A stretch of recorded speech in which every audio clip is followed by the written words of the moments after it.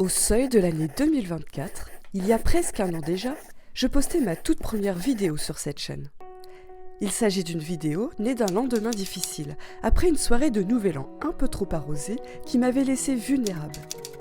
Dans cet instant de fragilité, j'ai ressenti le besoin profond de me recentrer. J'ai exprimé alors l'urgence de nourrir mon corps avec des aliments médicaments, de retrouver une hygiène de vie plus équilibrée, afin de préserver mon bien-être mental et physique. Car, lorsque l'on se sent bien dans son corps, lorsqu'on a la santé et la vitalité, tout s'harmonise.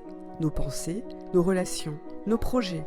Ce regain de bien-être a pour objectif de démarrer l'année sous de meilleurs auspices. Ainsi, la nourriture, au-delà du simple acte de manger, prend alors un tout autre sens, bien plus profond. Se nourrir, c'est s'alimenter, s'entretenir, se soutenir. C'est aussi se renforcer. Chaque aliment que nous consommons est bien plus qu'un plaisir ou un besoin. C'est une offrande à notre organisme, un vecteur d'énergie qui alimente nos fonctions vitales et forge notre équilibre. Ce cheminement vers un mieux-être m'a conduite à me documenter, à explorer, à comprendre, à apprendre. J'ai dévoré des vidéos sur le bien-être mental, sur la manière de retarder les marques du temps, sur le fonctionnement mystérieux de ce corps qui nous porte chaque jour. D'ailleurs, c'est à travers mes mini-épisodes que j'ai aussi tenté de partager ces découvertes avec vous, de les rendre accessibles, utiles.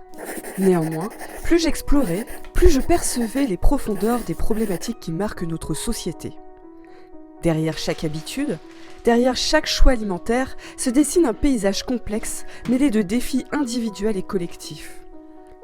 Par exemple, notre politique de santé publique me semble fragile, défaillante même.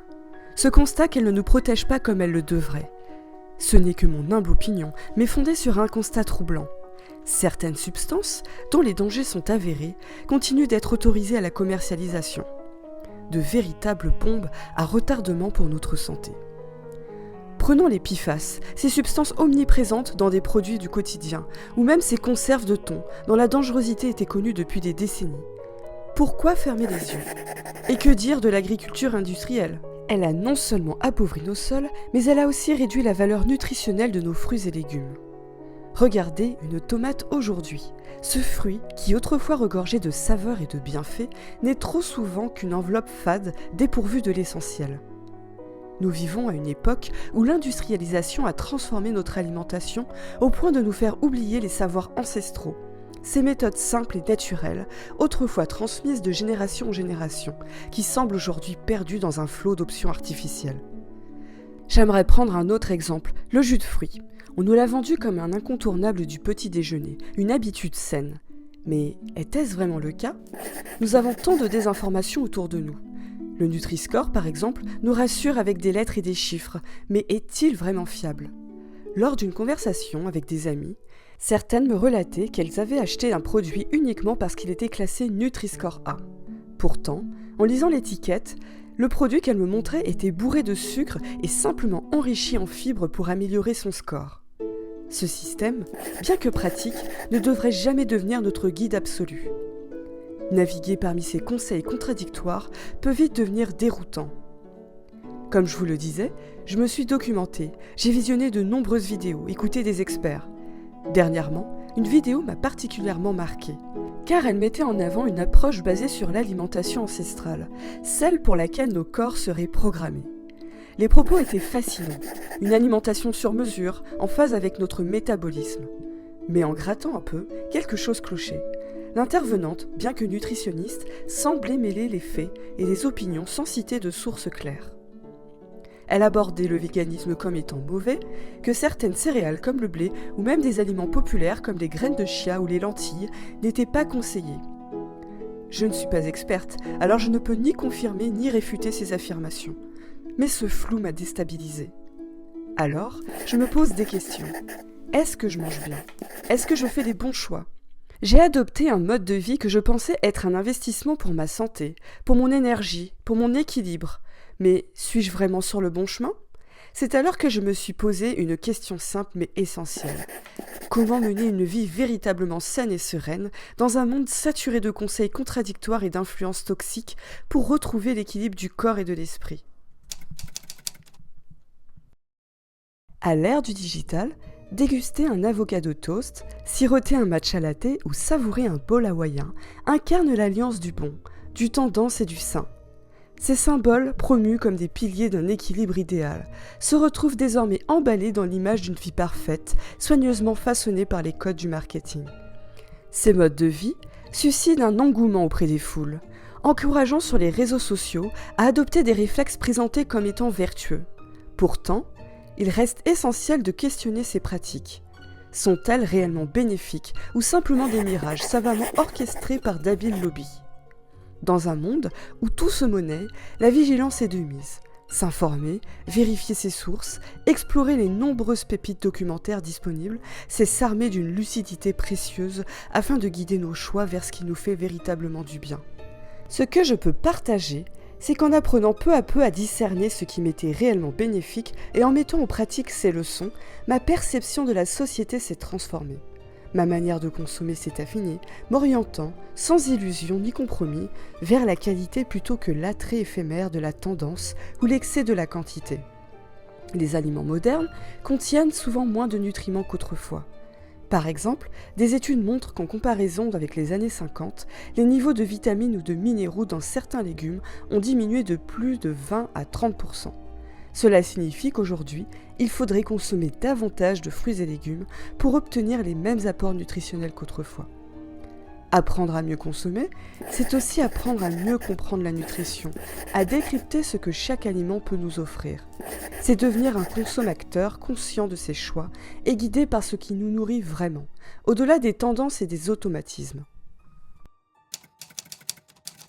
On entend souvent ces courtes injonctions comme « manger 5 fruits et légumes par jour »,« manger telle ou telle chose car c'est bon pour la santé »,« bouger surtout ». Ces affirmations, moi la première, m'influencent. Et il ne faut surtout pas en faire abstraction. Ceci étant, certaines affirmations ne sont pas forcément valables pour toutes et tous. Pour vous partager mon expérience, certains aliments m'épuisent malgré moi. Ce sont des aliments soi-disant bons pour la santé.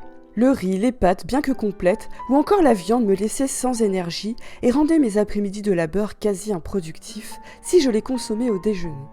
Cela m'a appris une vérité essentielle. Nous sommes tous uniques. Chaque microbiome, chaque bagage génétique et culturel influence la façon dont certains aliments agissent sur notre humeur et notre vitalité. Je vous en ai déjà parlé de l'homéostasie, cette capacité du corps à trouver son équilibre. Prenez la régulation de la température corporelle. Lorsque nous avons chaud, notre corps transpire pour évacuer la chaleur et maintenir ainsi une température interne optimale autour des 37 degrés. De même, quand il fait froid, nous frissonnons pour produire de la chaleur et nous réchauffer. Notre corps travaille ainsi en permanence et ces mécanismes nous rappellent à quel point notre corps est une machine complexe, capable de s'adapter, mais aussi vulnérable si on ne lui donne pas les outils pour fonctionner correctement. L'écoute de ces signaux subtils, fatigue, faim, soif ou même envie d'un aliment particulier est souvent le meilleur guide pour trouver ce qui nous convient.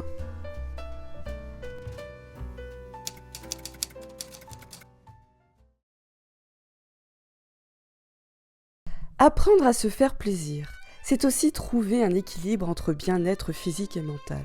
Ce n'est pas une question de privation, mais de conscience. S'orienter vers ce qui nourrit notre corps tout en réchauffant notre esprit.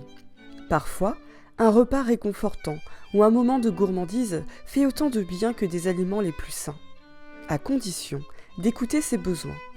Le vrai secret, c'est d'apprendre à reconnaître ce qui nous fait du bien sans culpabilité et de savourer chaque instant avec intention. Parce que prendre soin de soi, au-delà de faire du sport, d'éviter les aliments néfastes et d'irréprochabilité, c'est aussi se permettre de profiter de la vie. Pour conclure, ce voyage vers une vie plus saine n'est pas une quête de perfection, mais un chemin de compréhension et de discernement. Nous sommes tous des êtres uniques, et ce qui fonctionne pour l'un peut ne pas convenir à l'autre. Ainsi, plutôt que de suivre aveuglément les règles imposées, il s'agit d'apprendre à écouter son corps, à prendre du recul et à naviguer avec bienveillance dans un monde saturé de conseils et de tendances. Le véritable équilibre réside dans l'harmonie entre le corps et l'esprit, entre plaisir et bien-être. Prendre soin de soi, ce n'est pas simplement éviter ce qui est néfaste, mais c'est aussi accepter ce qui est bon pour nous dans sa forme la plus authentique. Au seuil de cette future nouvelle année, j'aimerais alors dire à toutes ces personnes qui sont passées comme moi sur cette quête du mieux-être, de faire du mieux qu'elles peuvent sans non plus se prendre trop la tête. J'espère que cette vidéo vous aura plu. Je vous dis à très bientôt.